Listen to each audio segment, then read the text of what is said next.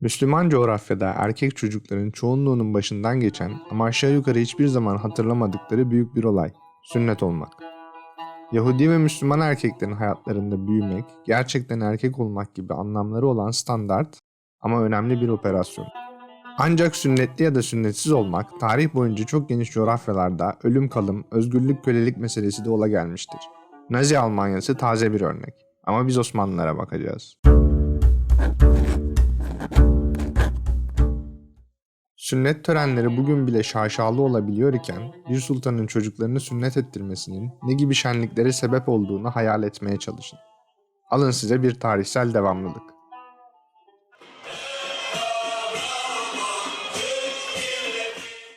Yine de hatırlamak gerekir ki sünnet erkekliğe geçiş olarak görüldüğü kadar Müslümanlığa geçiş olarak da görülüyordu.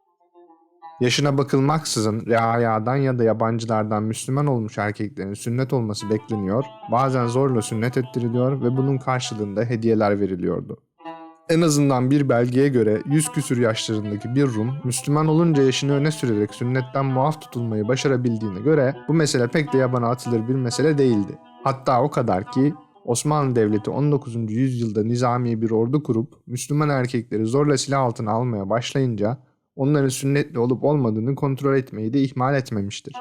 1840'larda Serasker Paşa'nın sünnetsiz 130 asker bulduğunda yaşadığı şaşkınlığı, bugün bu emri ve müstakbel sünnet çocuklarına belgeye göre muayyenat ile verilen donları okuyan tarihçinin de yaşadığını hayal edebilirsiniz.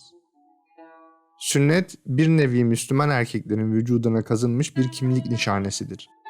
Hem Hristiyan devlet temsilcileri hem de Osmanlı reayası gayrimüslimler tarafından da böyle görülmüştür.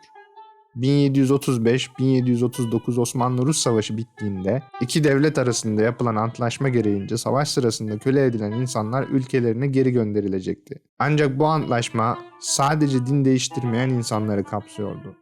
Dolayısıyla savaşta Osmanlı'ya esir düşmüş bir Rus, Ukraynalı, Polonyalı ya da başka bir milletten Hristiyan ancak Hristiyanlığında sabit kalabildiyse geri gidebiliyordu. Görevlilerin köle olarak Osmanlı hanelerine satılmış bu insanlara hangi dinde olduklarını sorduklarını mı düşünüyorsunuz? Bir daha düşünün. Erkeklerin sünnetli olup olmadıklarına baktılar. Kadınların ise serbest bırakılmaları çok daha büyük zorluklar getirdi. Birazcık durun ve hayal edin. Bir Osmanlı efendisi yanına bir Rus temsilciyi almış ve Osmanlı diyarlarında hane hane geziyorlar. Niçin? Kölelerin şalvarlarını indirip sünnetli olup olmadıklarına bakmak için. Kölelik ve sünnet 1740'lardan çok daha önce de bir kimlik geçirgenliği oluşturmuştu. Kaynağımız 18. yüzyılın sonunda yazan Athanasios Ypsilantis. Anlattığı dönem İstanbul'un fethinin hemen sonrası. Bir savaş olmuştur ve şehir silah zoruyla alınmıştır. Esirler toplanmış ve köle pazarlarında satılmışlardır. Bu esirlerden birisi de ileride patrik olacak Sofronios'tur.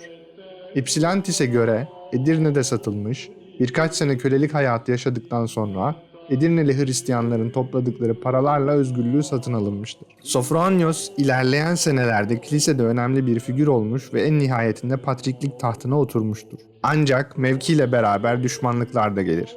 Düşmanları Sofronios'un köleliği sırasında Müslüman olduğunu ve hatta sünnet edildiğini söylüyorlardı. Dedikodular o kadar yayıldı ki iddiaları incelemek üzere kutsal sinod toplandı. Sofronios'u sorguya çektiler. Patrik durumdan o kadar sıkılmıştı ki dedikoduları sonsuza kadar bitirmek için reddedilmez bir kanıt sunmak istedi. Cübbesini kaldırdı ve kutsal sinoda sünnetsiz olduğunu bütün açıklığıyla gösterdi. Sonra da istifa edip bir manastıra çekildi.